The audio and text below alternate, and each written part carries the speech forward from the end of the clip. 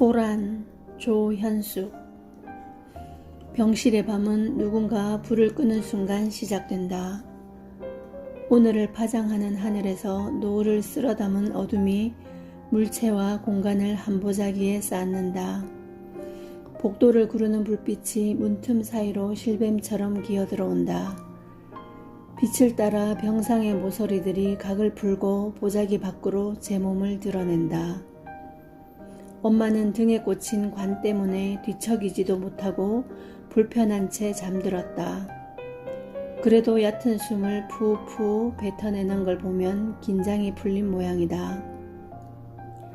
노령의 얇은 몸피로 힘든 수술을 이겨낼 수 있을까 모두의 난제였다. 괜찮다고 말하면서도 그 어깨는 기울어지고 눈동자는 빛을 잃었다. 살 만큼 살았으니 지금부터는 덤으로 주어진 삶이라고, 어둠이 세상을 덮어도 새날은 밝아온다고 쉽게들 말하지만 언제까지나? 라는 물음 앞에 두렵지 않을 자 있을까? 보호자 간이 침대에 몸을 눕힌다. 6개의 병상 아래로 6개의 간이 침대가 있다. 이 입원실에서 그걸 사용하는 보호자는 한 명 빼고 다 딸들이다.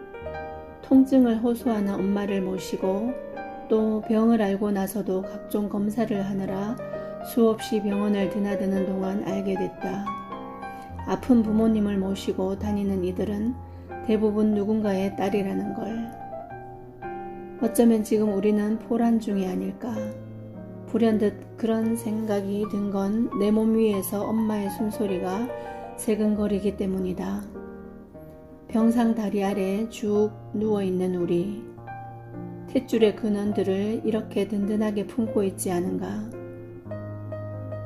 생명줄로 이어진 이들이 무사히 알을 깨고 건강하게 세상으로 나가는 모습을 어둠의 보자기에 단단하게 그리는 중이다. 갓난아기인 나를 품었을 때 젊은 엄마를 상상해본다. 그때 엄마의 시간은 얼마나 빛나고 고왔을까. 아이는 걸어갈 길을 바라보고 노인은 걸어온 길을 되돌아본다. 아기를 품을 때는 새 생명의 부드럽고 싱그러운 환희와 기대가 있지만 늙은 엄마를 보듬는 일은 소멸에 대한 두려움과 애잔함을 담고 있다. 얼마나 많은 가능성에서 얼마나 덜하는 한계까지 걸리는 시간은 얼마나 될까? 무엇을 모르고 사는 일이 더 많다면 그건 아직도 내 앞에 남은 시간이 많다는 의미인지도 모른다. 병상 커튼 아래로 누워있는 남자가 보인다.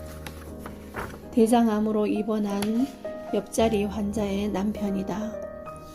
남자의 어두운 실루엣이 무섭다.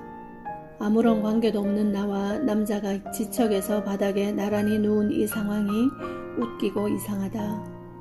혹시 남자와 눈이 마주칠까봐 벽을 향해 돌아 눕는다. 좁은 침상에서 모로 눕느라 깔린 어깨가 저릿하다. 밤이 되면 빛을 감지하는 눈은 흔들리지만 굴절된 소리는 더 크게 들리는 법.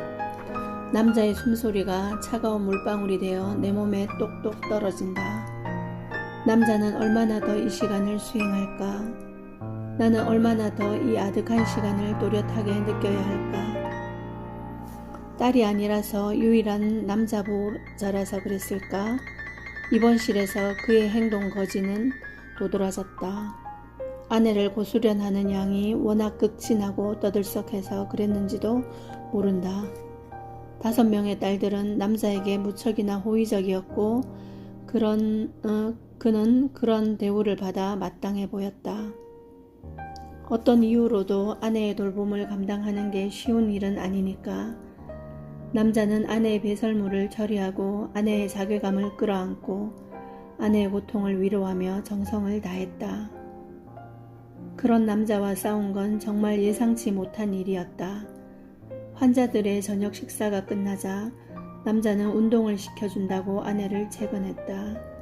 반면 아내는 통증이 온몸을 관통하는데 오줌 주머니를 차고 움직이는 게 싫다고 주저했다.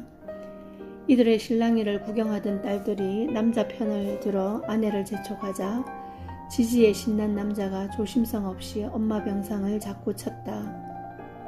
그때마다 엄마가 수술 자리를 움켜쥐고 고통을 호소했다. 그래서 작은 목소리로 좀 조심해 달라고 말했던 건데 남자는 대뜸 소리부터 질렀다. 환자를 돌보다 보면 건드릴 수도 있는 건 아니냐고 벌컥 화를 냈다. 그렇게 사근사근하고 유쾌하던 사람이 맞나 싶었다. 너무 의외의 반응이라 내 말이 잘못 전달됐다고 생각해서 설명을 보탰다. 엄마가 좀 전에 수술을 마쳐서 침대가 흔들릴 때마다 충격이 온다고 하니 조금만 조심해 달라는 겁니다. 남자가 다시 소리를 질렀다.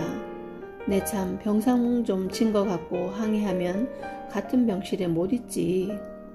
그쯤 되자 따지는 내 언성도 곱지 않았고 남자도 눈을 부라리며 당장 치기라도 할 기세로 다가왔다. 엄마가 내 팔을 잡고 그만하라고 고개를 저었다. 그 과정에서 다른 보호자들은 숨죽인 듯 조용했다. 어이없었지만 도리 없는 일이었다. 언젠가 TV에서 금괴 수컷이 포란하는 영상을 본 적이 있다. 금괴는 자연 포란을 거의 안 한다는데 그것도 수컷이 포란을 하니 기이한 일이었다.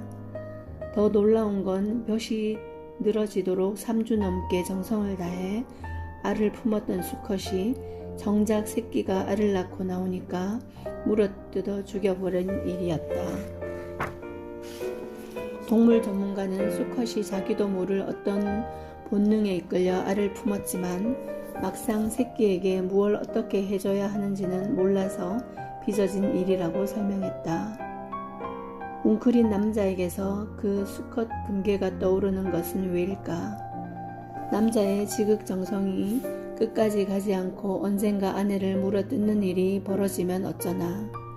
그런 기우도 뜬금없긴 마찬가지다. 남자는 어떤 연유로 아내를 저리 품고 있는 걸까? 아니 부부 사이에 무슨 이유가 필요할까? 수상쩍게 남자를 바라보는 내가 이상한 거지.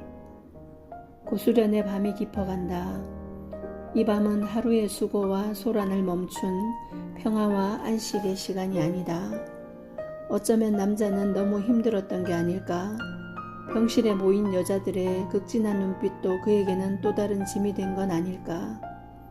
사실은 울고 싶은데 누구라도 붙들고 하소연하고 싶은데 늠름하고 다정한 남편이어야 하는 게 너무 힘들어 터질 것만 같은데 때맞춰 내가 걸려든 건 아닐까? 누군가를 온전하게 품는 일은 사랑이라는 이름만으로, 가족이라는 명분만으로, 인간이라는 도리만으로 감당할 수 있는 일이 아닌지도 모른다. 지리멸렬한 시간이 언제까지나 지속될지도 알 수 없다. 품고 또 품었다가 어느 순간 자신을 지탱하고 있던 끈끈한 그 무엇이 툭 떨어져 버릴지도 모를 일이다. 실뱀처럼 가늘고 차가운 빛이 내 가슴을 쓱 훑고 지나간다. 엄마가 잠결에 앓는 소리를 낸다.